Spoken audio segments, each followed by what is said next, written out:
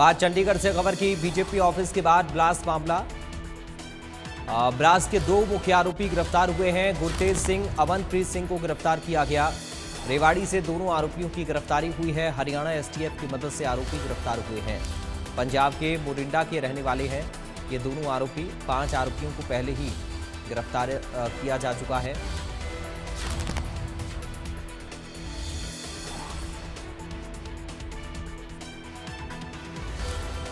पांच आरोपी पहले ही गिरफ्तार हो चुके हैं। बलविंदर लाल, जसवीर सिंह की गिरफ्तारी हुई है। चरणजीत सिंह, रूबल चौहान भी गिरफ्तार हुए हैं। मनदीप को भी गिरफ्तार किया जा चुका है।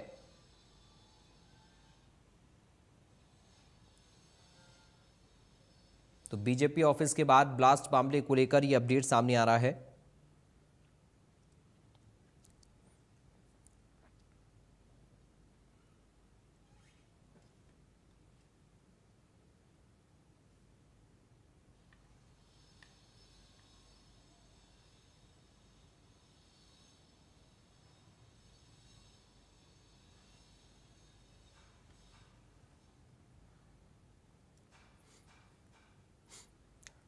साक्षी शर्मा संवाददाता चंडीगढ़ से इस खबर पर लाइव जुड़ गई हैं। साक्षी, क्या अपडेट मिल रहा है इस पूरी खबर पर?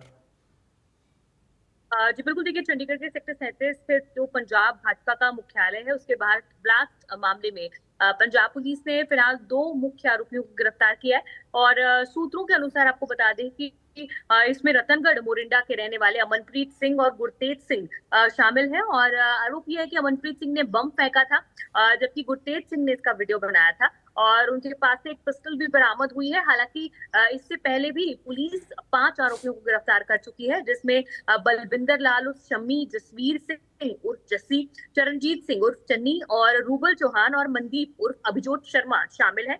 और पंजाब के डीजीपी गौरव यादव ने बताया कि इस पूरी साजिश के तार जो है वो पुर्तगाल और जर्मनी में बैठे हैंडलर्स से जुड़े हुए हैं, जिनकी पहचान कर ली गई है।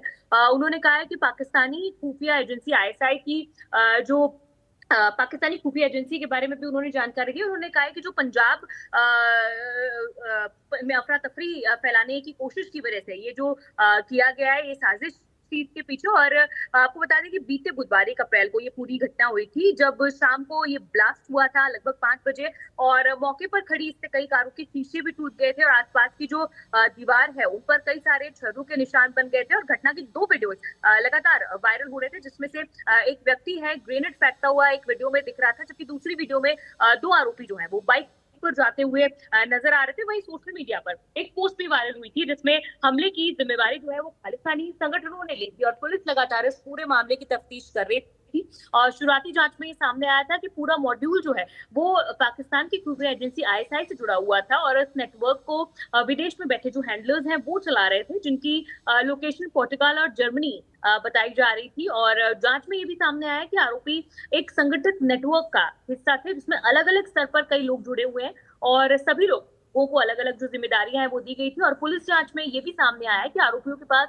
हैंड ग्रेनेड, हथियार और कारतूसों की खेप जो है वो पहुंचाई गई थी। और ये खेप कई लोगों के जरिए आगे बढ़ाई गई और आखिर में इस हमले को अंजाम देने वालों तक पहुंचाई गई। और बताया ये भी जा रहा है कि पुर्तगाल में बैठी जो हैंडलर्स हैं, बलजोत सिंह उर्फ जोत और इनके निर्देश पर ही पूरे हमले की जो साजिश है वो रची गई थी और इस पूरे घटनाक्रम को अंजाम दिया गया। और इससे पहले मामले में सूत्रों से यह भी पता चला था कि हमले में GHD-2P हैंड ग्रेनेड का इस्तेमाल किया गया था। और ये ग्रेनेड पाकिस्तान में बनाया जाता है और विस्फोट के बाद ये करीब 5 से 10 मीटर के दायरे में बेहद घातक साबित हो सकता है। और वहीं इसके जो टुकड़े हैं वो 20 से 25 मीटर तक भी फैल सकते हैं, जिससे आसपास के मौजूद लोगों के गंभीर रूप से घायल होने का खतरा भी लगातार बना रहता है। फिलहाल इस मामले में अपडेट यही है कि पुलिस ने 2 मुख्य आरोपियों को भी इस पूरे मामले में गिरफ्तार किया जा रहा है। पुलिस इनको रिमांड पर लेगी और रिमांड पर लेने के बाद आगे की तमाम जो पूछताछ है वो इनसे की जाएगी।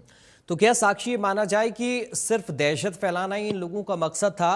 और दूसरा, आप ये भी बताइए, क्या इसमें कोई खालिस्तानी एंगल भी आ रहा है निकलकर?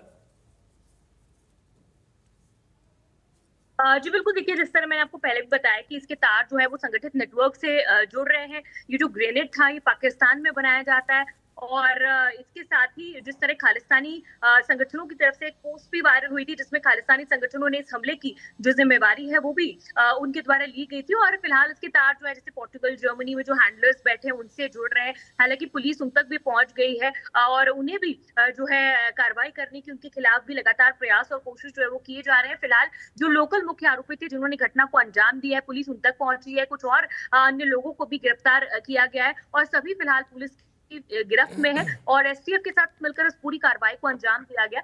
इन लोगों से भी पुलिस अब आगे की पूछताछ करेगी ताकि और कहां-कहां जो तार जुड़ रहे हैं, जो कमियां रह रही हैं कड़ियों को जोड़ने में, वो कड़ियां भी जुड़ सके और ताकि इस पूरे नेटवर्क को ध्वस्त करने का काम किया जाए। बहुत शुक्रिया आपका साक्षी जानकारी और इस पूरी बातचीत के लिए। बढ़ते हैं आगे, अब बात करेंगे करनाल से खबर की। कृषि मंत्री श्याम सिंह